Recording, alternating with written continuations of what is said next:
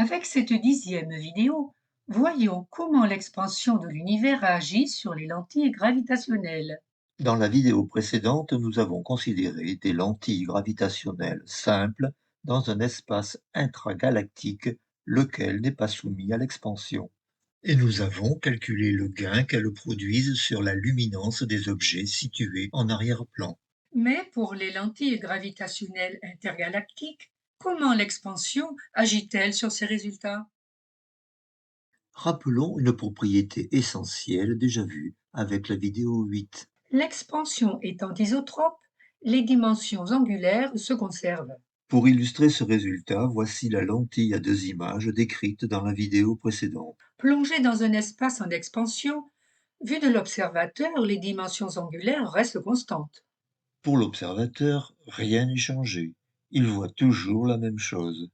Mais cela ne veut pas dire, pour autant, que rien n'est modifié.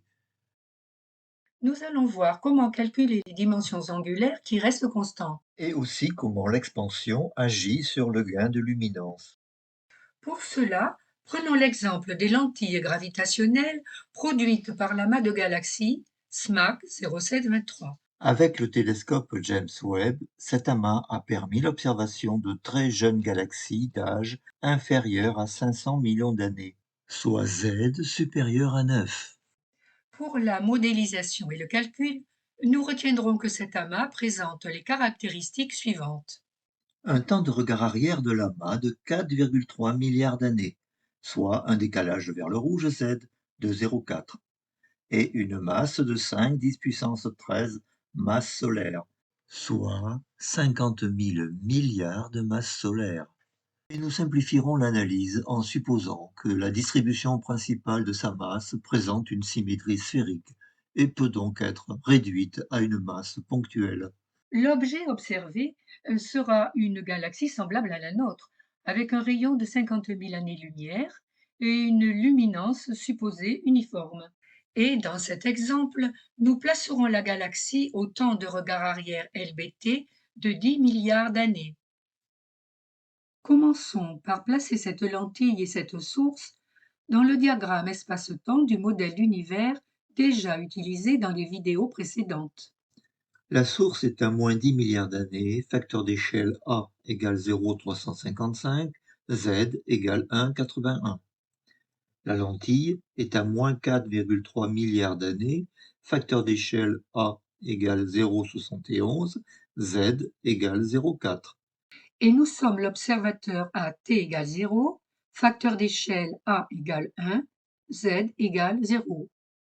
Commençons par le parcours de la lumière de la lentille SMAC 0723. Pour nous parvenir, cette lumière a voyagé pendant 4,3 milliards d'années. Et l'amas SMAC 0723 se trouve aujourd'hui à 5,1 milliards d'années-lumière de nous. C'est la distance de réception ou distance comobile. Mais il y a 4,3 milliards d'années, nous étions à la distance de 3,6 milliards d'années-lumière de l'amas. C'est la distance d'émission ou distance angulaire. Faisons le même calcul avec la lumière de la source qui a mis 10 milliards d'années pour nous parvenir. Cette galaxie source est aujourd'hui à la distance de 16,1 milliards d'années-lumière. C'est sa distance de réception ou distance comobile. Mais en supposant que notre système solaire ait déjà existé il y a 10 milliards d'années, la distance entre nous et la galaxie source n'aurait été que de 5,7 milliards d'années-lumière. C'est la distance d'émission ou distance angulaire de la source. Gardons ce diagramme et réfléchissons. Nous sommes ici aujourd'hui. L'objet source se trouve à 16,1 milliards d'années-lumière de nous. Et la masse max, la lentille, se trouve à 5,1 milliards d'années-lumière de nous. Ces deux distances caractérisent la configuration source-lentille-observateur, équivalente à celle d'un univers qui aujourd'hui serait statique. C'est la représentation dite comobile. Le facteur d'échelle A est égal à 1. Faisons ici une remarque sur les distances de réception ou distances comobiles. Prenons par exemple la distance source de 16,1 milliards d'années-lumière. Cette distance tient compte de l'expansion. C'est en termes de dispersion d'énergie la distance qu'aurait parcouru la lumière dans un univers statique pendant 16,1 milliards d'années. Ce temps est appelé temps conforme de notre univers. Mais revenons à notre calcul du gain de luminance. Dans ce référentiel qui est la situation aujourd'hui de la source, de la lentille et de l'observateur, on peut appliquer les résultats d'un espace statique établi dans la vidéo précédente, partie 9. Et donc le gain de luminance est égal au rapport des surfaces physiques divisé par le carré des distances équivalentes parcourues par la lumière, qui sont ici les distances de réception ou commobile de la lentille pour l'image et de la source.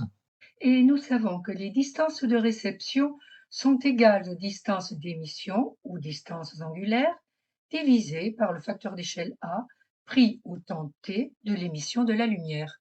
Ainsi exprimé en fonction des distances d'émission ou angulaires, le gain s'écrit sous la forme du produit de deux termes, l'un pour la géométrie, l'autre pour l'expansion.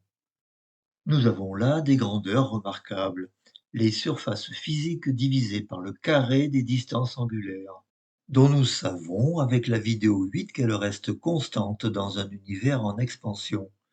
Ce sont les angles solides qui ne sont pas modifiés par l'expansion et sous lesquels l'observateur voit la source et son image. Mais pour bien comprendre, faisons ici le calcul numérique dans le cas de l'anneau d'Einstein, lorsque l'observateur, la lentille et la source sont alignés. Alors, gardons cette expression du gain de luminance pour l'appliquer à l'exemple choisi. Pour la source, une galaxie de rayon 50 000 années-lumière, et pour la lentille, une masse de 50 000 milliards de masses solaires. Commençons par le rapport des surfaces angulaires ou angles solides image source.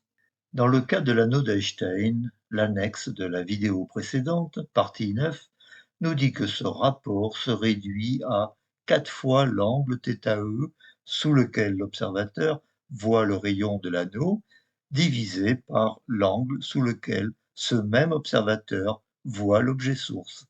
Rappelons encore que les angles ne sont pas modifiés par l'expansion, mais qu'ils doivent être calculés dans les bons référentiels, c'est-à-dire ceux qui déterminent les distances angulaires.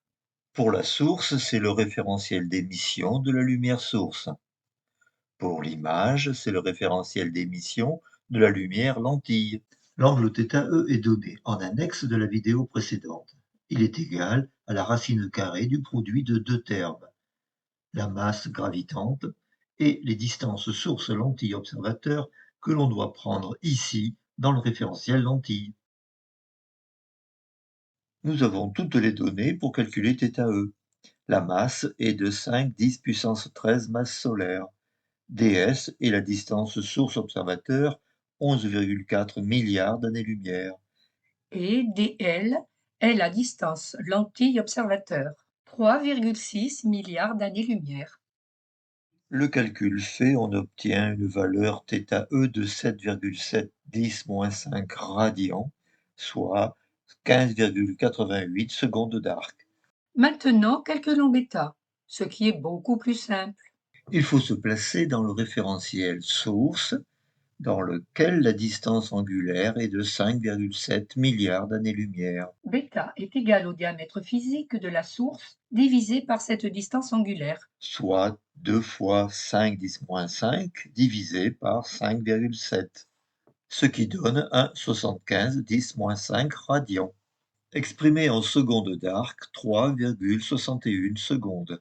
Le rapport des angles solides image-source est donc égal à 4 fois 15,88 divisé par 3,61 égale 17,6. Que nous portons dans l'équation du gain. Ce rapport des angles solides est ce que l'on pourrait appeler le gain géométrique. Mais il faut tenir compte de l'expansion et calculer le carré du rapport des facteurs d'échelle lentille-source. Qui est ici égal à 0,71 pour la lentille divisé par 0,355 pour la source, ce qui au carré donne 4. que l'on porte dans l'équation du gain qui est égale à 17,6 pour la géométrie, multiplié par 4 pour l'expansion entre source et lentille, soit, pour cet exemple, un gain de luminance de 70,4. Résumons. Dans un univers en expansion, le gain de luminance apporté par une lentille gravitationnelle est égal au gain géométrique donné par le rapport des angles solides image-source multiplié par le carré du rapport des facteurs d'échelle lentille-source. Les angles solides sous lesquels l'observateur voit l'image et la source ne sont pas modifiés par l'expansion. Ils sont calculés dans les référentiels d'émission de la lumière, lesquels déterminent les distances angulaires. Pour l'observation d'une galaxie semblable à la nôtre située au temps de regard arrière de 10 milliards d'années, z voisin de 1,8, nous avons calculé que la masse SMAC 0723 permet un gain de luminance théorique maximal égal à 70,4.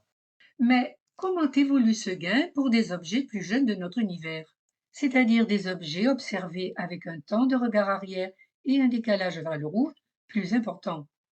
C'est ce que nous verrons dans une prochaine vidéo. Le gain augmente lorsque les objets observés s'éloignent de la lentille.